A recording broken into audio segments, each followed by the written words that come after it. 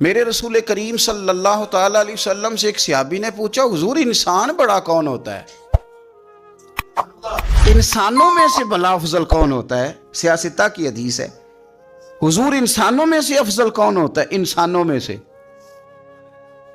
تو نبی پاک صلی اللہ علیہ وسلم نے فرمایا، جس کا دل سلامت ہو، زبان سچی ہو، وہ انسانوں میں افضل انسان ہوتا ہے۔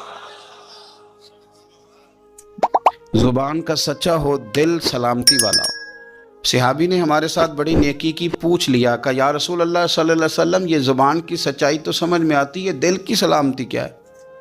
تو حضور نے فرمایا، دل کی سلامتی یہ ہے کہ دل میں تکبر نہ ہو، دل میں حسد نہ ہو، دل میں کینہ نہ ہو، دل میں عداوت نہ ہو، کدورت نہ ہو، رب کریم کے بندوں کے بارے میں اس کا دل صاف ہو، زبان سچی ہو، وہ انسانوں میں افضل ترین انسان ہے، ایک بہترین انسان